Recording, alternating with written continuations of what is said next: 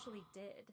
Someone, for whatever peculiar reason, rang her doorbell. She wondered for a moment if she shouldn't get the door at all. She was, after all, already in her nightclothes, even when it was only 9 p.m. She felt self-conscious about her oversized Eco-Warrior t-shirt and her tartan pajama bottoms. She put on her slippers to be slightly more civilized and discovered that the person at the door was a man, one she recognized. He was tall and gangly and boyish, with a kind face, but his eyes were sharp and bright. He could see through things. It was good to see him, if a little surprising, especially as he was wearing sports gear and he looked hot and sweaty despite the cold, rainy weather. The juxtaposition between them made her feel even more slovenly than she had done 5 seconds earlier. So what do you think? Omniscient or third person? This passage is written in close third person because we're tightly aligned to what Nora is experiencing in the moment. In the very first line, we get the insight that Nora is sitting on her sofa waiting for something to happen. Verbs like wondered or thought then we get she felt self-conscious, which is another line that is telling us what's going on internally.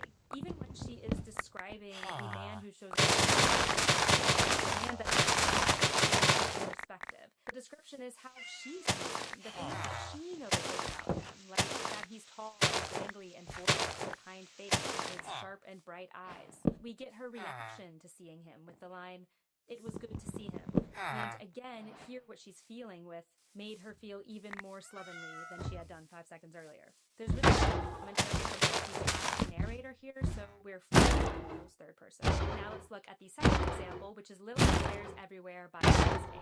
Everyone in Shaker Heights was talking about Isabel, the last of the Richardson children, had finally gone around the bend and burned the house down. All spring the gossip had been about little Mirabelle McCullough, or, depending on which side you were on, May Lin Chow.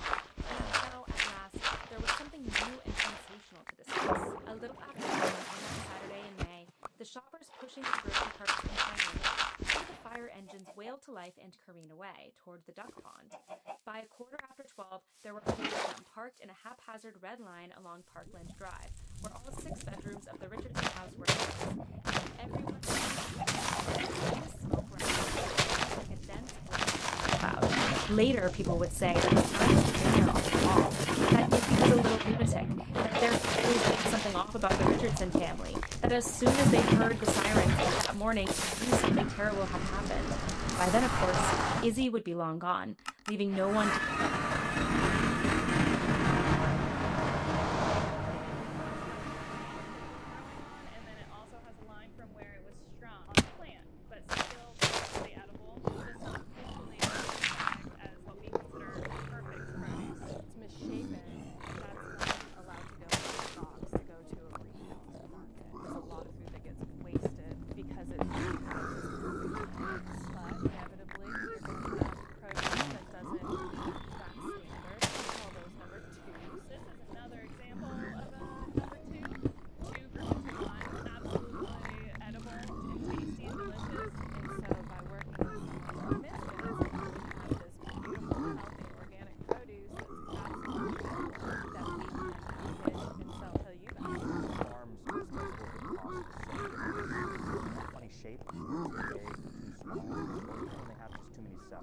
mostly because traditional grocery stores don't want to buy these products. They only want the best looking stuff. And it's not just fresh produce. It's the parts of the salmon that just aren't as popular. It's cookies when they get new branding or new packaging.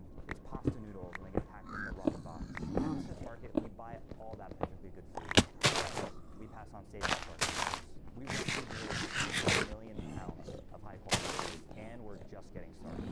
This is saving money by saving food.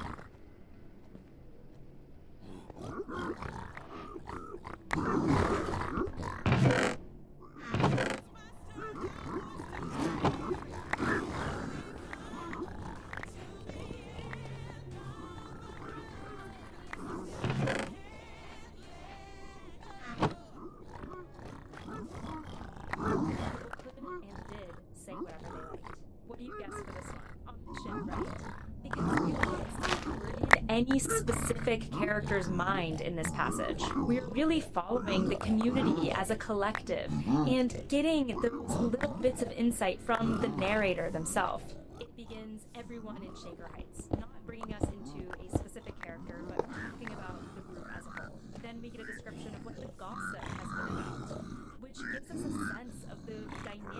on the community, but is from that bird's eye perspective. There's even a moment of second person, depending which side you're on, where it feels like the narrator is speaking directly to us. When the fire is described, the narrator says, "Everyone within a half mile could see the smoke rising from the trees," again describing things in a collective. And then, towards the end of this passage, the narrator introduces with some future foresight that the characters don't yet know when they say, later people would say, and by then, of course, Izzy would be gone. This is insight the characters don't yet know the narrator, which is how you know you have a narrator. You can feel the difference in these perspectives, right? The atmosphere, our connection to the character, and the narrator are totally distinct from these two passages. So how can you tell if you're writing in close third person or omniscient narration? First ask, do I get inside the head of one character? If it's one, you're writing in close third person. If it's multiple characters' heads, though, we need to ask a follow-up question, and this is where many writers get tripped up. Does the narrator have their own distinct presence and voice throughout the story? No, he's writing rotating close third person rather than I would argue that close third person is actually closer to first person than it is to omniscient. And in first person tightly aligned to the POV character's thoughts and feelings, and omniscient narration is something else entirely. Now I'm going to say something that might rattle some of you. If you're on the fence about POV, choose close third person. Too many new authors start writing in omniscient POV because they don't take the time to think about whose perspectives we should actually be following. But in reality, they're not ready to tackle the complexities that omniscient narration requires just yet. And in many cases, omniscient narration isn't actually serving their story's specific needs. I see this all the time in manuscripts submitted to me for editing, and changing the POV from omniscient to rotating close third person is one of the toughest but most common techniques that I give. I'm not saying close third person. Omniscient narration is harder to execute correctly and is often misunderstood, and readers today tend to crave the intimacy of close third person. So that's why I recommend it to newer writers. So what do I mean when I say omniscient narration is often executed wrong? That brings me to the most common mistake I see in third-person manuscripts: head hopping. You may have heard the term before and think you're avoiding it, but are you really? Most writers who think they're writing omniscient narration are really just head hopping. I know what you're thinking. But doesn't omniscient narration give me access to all the characters' minds so I can move between them whenever I want? And isn't that insert classic author's name here? Just emulating their style. Saying you're writing omniscient narration, you are asked to do whatever the heck you want with the POV. With true omniscient narration, any movements in the POV are clearly intentional. The reader trusts the narrator to guide their experience and hold their hand throughout the book. But head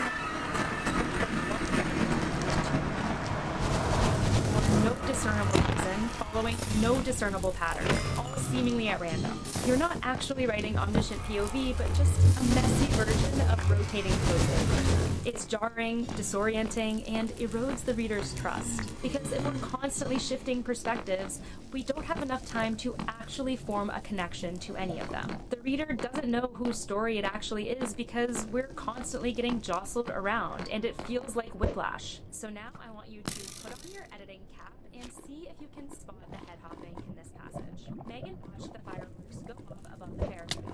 She remembered the time her first boyfriend kissed her at the top of the ride. The feeling that the night could stretch on forever if she let it. She thought they had so much together. Jeremy loved her, going back to the present.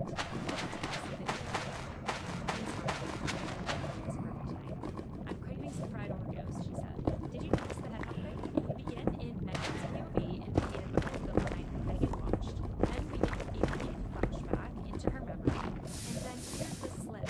He could tell something was bothering her. That's Jeremy's following line, we jump right back to Megan's POV.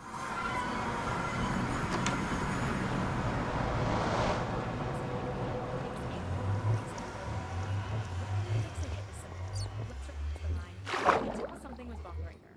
To read, Megan hoped Jeremy couldn't tell something was bothering her. The same idea gets across, but now we stay grounded in Megan's internal experience. Head hopping can be tough to fix if you're doing it constantly across your entire.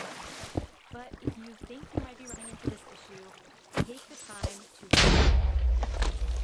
I promise it's going to make your novel so much stronger. If you've chosen close third-person narration, remember, you have to stick with the designated POV character's thoughts throughout the entire scene.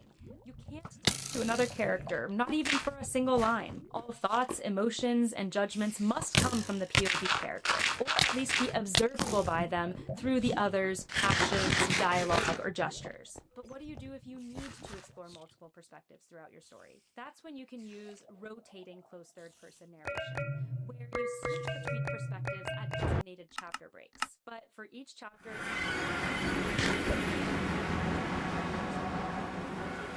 novels, but they can go wrong too, so stay tuned for that mistake in a bit. Now, let's say you know you're avoiding headlines, you know that you're cleanly switching between chapter breaks, but readers are just not connecting with your story. That's a sign you're making the next deep enough. Like I said at the third person is closer to than it is to omniscient, because readers should have as much access to the POV characters as they would if you were writing it. The only real difference between close third person and first person is that you're not writing in the character's actual voice. When you get enough into the POV character's mind in third person, you increase what's called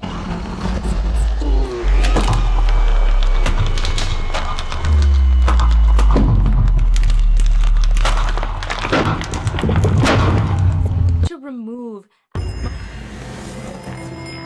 A problem I see with newer authors is that they focus only on describing what's happening externally in a scene. The physical environment, the character's dialogue, the action and choreography. That's all important, but it's missing a key layer. The POV character's internal thoughts, reflections, reactions, and emotions. Those elements are what make fiction distinct from other storytelling formats. Bring us into their heads so that we experience the scene from within their mind and body, not from afar like we're watching a play at a theater. We should be on the stage alongside them. When the narrative distance is too wide, readers feel like